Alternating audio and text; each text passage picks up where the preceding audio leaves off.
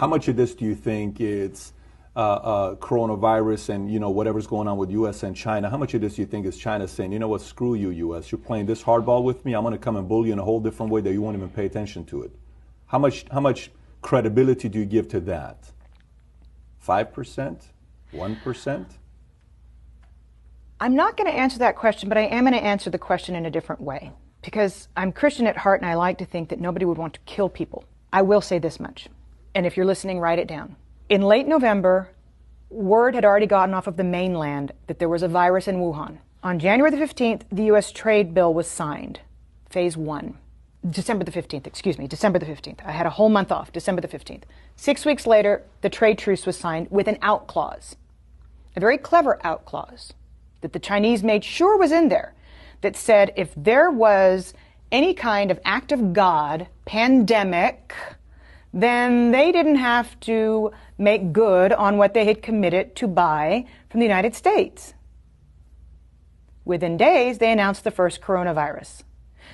So, did the Chinese know damn well that this thing was running around the world for 6 weeks before they shut down Wuhan? Yes, they did. Is that criminal? Yes, it is. Does it deserve to go in front of a world tribunal? Yes, it does. Because we know that it was the unfettered travel that made this thing a global phenomenon that was impossible to contain. 6 weeks they knew, but they wanted that out clause. And then they underreported what happened in Wuhan, which a toddler could tell you based on what happened in Italy, based on what's happened in Germany and in France and now in the UK with Boris Johnson in the ICU. There's no way in a city the size of New York, 11 million people, that there were so few cases. It's impossible with similar density to New York. So the World Health Organization should be held accountable for not holding China accountable to providing good, valid data so that the rest of the world could prepare for fewer people to die. And that's what you're talking about. To me, these are equivalents to acts of war on the part of China. And then, equally, whether you're talking about NPR or Fox News, most major media outlets on both sides of the aisle came out and reassured the United States that it was just the flu. Within 24 hours of South Korea's first case being reported, the United States' first case was reported. And what we did was dither.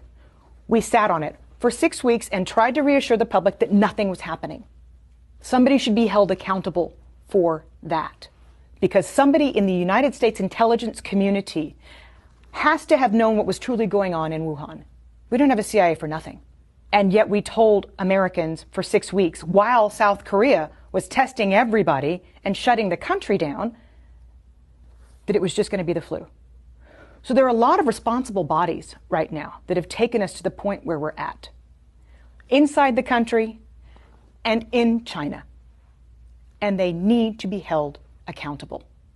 So you don't even have to get on the discussion as to whether or not this was a manufactured virus and set upon the world.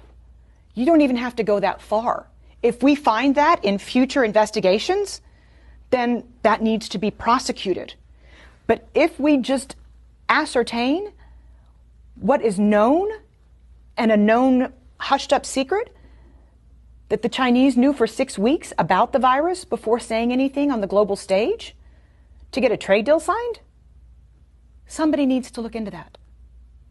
Because countless lives have been lost as a result. The damages are in the tens of trillions of dollars. We're not talking about small here if that's the case. No, we're not. And we're talking about people losing their family members, and we're talking about we're talking about suicides in the future, we're talking about economic hardship. All of this could have been mitigated had China been honest and had the World Health Organization made China accountable. Because at first they said it's not anything to worry about when the WHO first came out and said we don't need to stop everything. Let me ask you, who do you trust the least? Iran, Russia, or China? China. China's got more economic power. Because of that, or because they don't have a free press and because we can't really know what the hell is going on over there? Well, that's just a kicker, but you don't really know what's going on in Iran either. You had global satellite images in Iran showing mass graves. Iran underreported the same. And you can't tell me that in the cold of winter that Russia has as many cases as it's reporting. But at last check, China's 17% of global GDP. They can throw more money around than anybody else. And you just mentioned two of their allies, by the way. So that's why I asked it the way I did. And the largest contiguous land border on the planet, by the way, between Russia and China.